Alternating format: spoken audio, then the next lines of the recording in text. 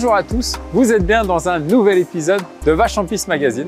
Aujourd'hui, je suis à Morestel et j'ai rendez-vous avec François de la maison François Cholat qui m'a donné rendez-vous juste ici dans un vieux moulin pour me parler d'une histoire de famille.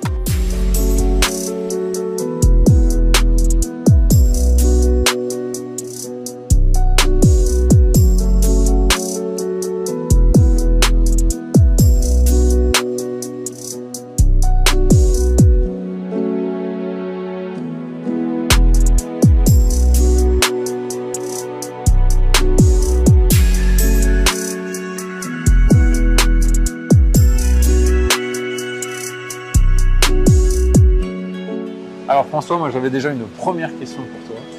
Quel est le rôle de la maison Cholat dans le milieu agricole?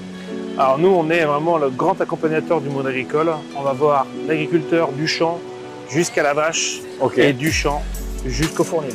Donc là, l'idée pour l'agriculteur, c'est d'avoir comme ça un soutien au niveau de son alimentation? En fait, ils vont nous montrer leur champ, qu'est-ce qu'ils souhaitent produire dessus, et on va essayer de les accompagner justement pour qu'ils puissent avoir les meilleures solutions, les meilleurs conseils là-dessus. Et jusqu'à la vache, en termes d'alimentation, de nutrition, pour avoir soit le meilleur rendement en lait, soit en viande. Oui, donc il y a une vraie personnalisation de votre accompagnement en fonction des éleveurs avec qui vous travaillez, quoi, forcément. Exactement. En fait, notre métier à nous, c'est de venir apporter un plus au fourrage, à la ration de base que l'agriculteur a chez lui. Donc suivant ce qu'il peut manquer, ce dont il a besoin, suivant ses fourrages ou son ensilage, bien nous on va lui proposer l'aliment qui va avec. Ok. Ça fait combien de temps que la maison Cholat existe? Là on fête cette année nos 148 ans et donc d'ici 2 ans nos 150 ans. C'est quand même un sacré anniversaire. De toute façon tout a commencé ici, hein. 1461.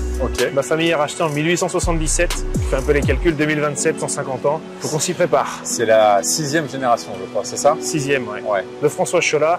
Donc tous les fils s'appellent François depuis bientôt 150 ans. C'est réglé avant que ça arrive. C'est plus facile pour savoir à qui on doit, à quel Cholat on doit. Voilà. Quand on t'appelle au téléphone, au moins on se pose pas de questions. On appelle François et au moins c'est réglé. Par contre, quand on appelle au bureau, il faut savoir lequel. Ouais, c'est plus compliqué. Bon, super. Donc, ce que je te propose, c'est que on laisse ici le moulin et que tu me montres maintenant les nouvelles installations, plus récentes. Eh ben allez, c'est parti. On est parti.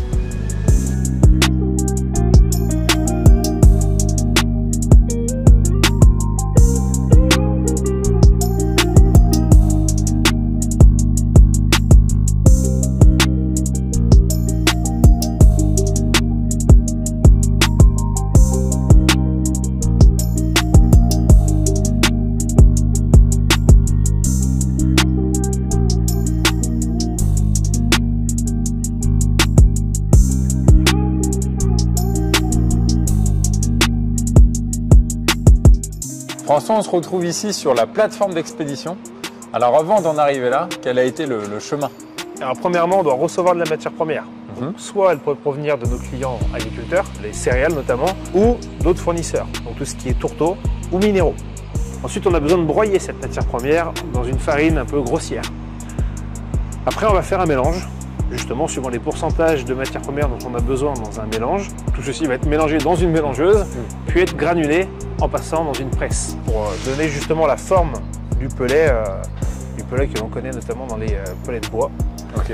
Et après on refroidit ces pelets et soit ce sera prêt à partir en vrac, soit ensuite on va l'ensacher justement comme les sacs qu'on a autour de nous. Et à partir de là, après, ça part. Après on doit préparer suivant les besoins, hein. Si un agriculteur a besoin d'aliments démarrage, plus d'aliments complets, plus de poudre de lait, on lui met ça tout sur une même palette pour les livrer après. Super.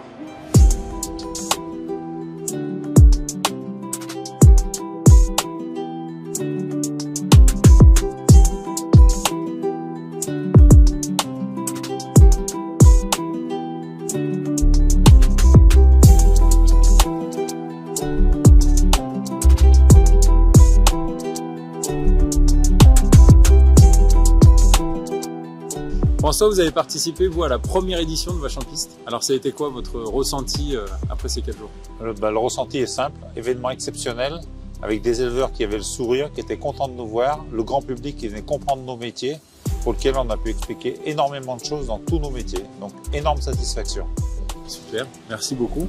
François, c'est pour ces raisons-là, notamment, que vous y retournerez cette année? J'ai pas pu être présent la première année, donc comment louper l'événement maintenant? Bon, bah c'est super. Merci beaucoup à vous deux. On a passé une très très belle journée ensemble. Et puis on va se retrouver dans quelques jours maintenant, parce que Vache en Piste, c'est dans à peine 4-5 jours. Merci à vous deux. On est Merci. prêts. Quant à nous, on ne se quitte pas, puisqu'on se retrouve toujours sur les réseaux sociaux de Vache en Piste pour suivre d'abord tous ces épisodes, mais ensuite pendant 4 jours, Vache en Piste Magazine continue. Donc on compte sur vous.